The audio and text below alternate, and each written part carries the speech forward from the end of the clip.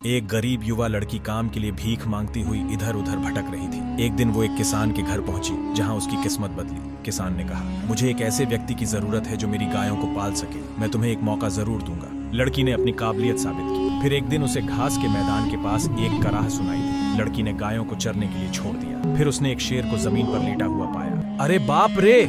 लड़की बड़बड़ाई, तुम्हारे पैर में एक कांटा चुभा है। जरा चुप बैठो, मैं उसे बाहर निकाल दूंगी। लड़की ने कांटा निकल दिया। उसके बाद शेर ने अपनी बड़ी खुरदरी जीभ से लड़की का हाथ चाटा। लड़की ने अपने रूमाल से शेर के पंजे पर पट्टी बांधी। लड़की घास के मैदान में लौट कर आई, पर गायें वहां से गायब थीं। घंटों खोजने के बाद भी वे उसे नहीं मिली। फिर उसने किसान को जाकर सच्चाई बताई। तुम गायों का पूरा झुंड कैसे खो सकती हो? किसान लड़की पर गरजा, मैं तुम्हें नौकरी से निकाल दूंगा। क्या मैं कुछ और काम कर सकती हूँ? लड़की ने भीख मांगी। मैं तुम्हें गधों की देखभाल करने के लिए 1 साल का समय दूंगा। फिर बाद में देखूंगा कि क्या तुम भरोसेमंद हो या नहीं। युवा लड़की अब हर दिन गधों को चराने ले जाती थी। 1 साल के बाद उसे वही शेर मिला, पर इस बार उसके चेहरे पर गहरे घाव थे। लड़की ने शेर का चेहरा साफ किया, घाव पर जड़ी बूटियों का मलहम लगाया और अपने रूमाल से उसे पट्टी बांधी। एक बार फिर से धन्यवाद देने के लिए शेर ने लड़की का हाथ चाटा, पर इस बार भी पहले की तरह ही गधों का झुंड कहीं गुम हो गया। लड़की दोबारा फिर से किसान के क्रोध का सामना करने के लिए लौटी। उसने उसे डांटा, लेकिन वह जानता था कि लड़की ने पूरे 1 साल उसे अच्छी सेवा दी थी। मैं तुम्हें एक आखिरी मौका दूंगा। तुम्हें सुअरों को चराने के लिए बाहर ले जाना होगा।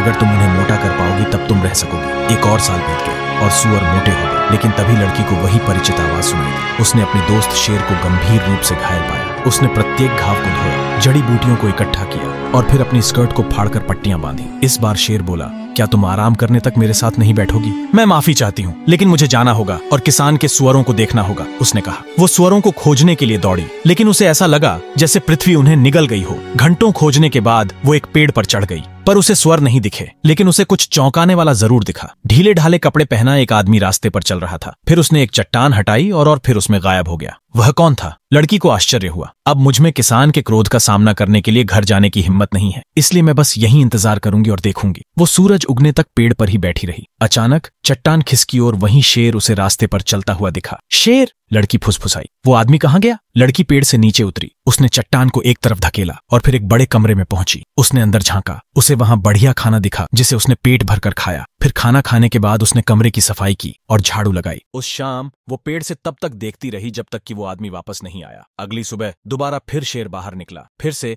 वो छिपे हुए कमरे में गई। उसने खाना खाया और सफाई की। इसी तरह कई दिन बीतने के बाद लड़की ने रास्ते में आदमी की प्रतीक्षा की। आदमी ने कहा, मुझे लगा कि वो आप ही होंगी जो मेरे कमरे की सफाई कर रही थीं। आप मुझे कैसे जानते हैं? और आप सुबह को शेर के रूप में अपना कमरा क्यों छोड़ते हैं और फिर शाम को एक आदमी के रूप में लौटते हैं? उसने पूछा। एक राक्षस इस बात से नाराज था कि मैं एक राजकुमार था जिसे लोग बहुत प्यार करते थे। दिन में मैं शेर बन जाता हूं जिसकी आपने कई बार मदद की, उस आदमी ने समझाया। उस राक्षस ने बदला लेने के लिए ही आपके जानवरों को चुराया। उसके जादू टोने को तोड़ने के लिए उसे राजकुमारी के बालों से बना एक कोट देना होगा। ठीक है, मैं शहर जाऊंगी और आज शहर में काम खोजूंगी। मुझे राजकुमारी के बालों की एक लट जरूर मिल जाएगी, लड़की ने वादा किया।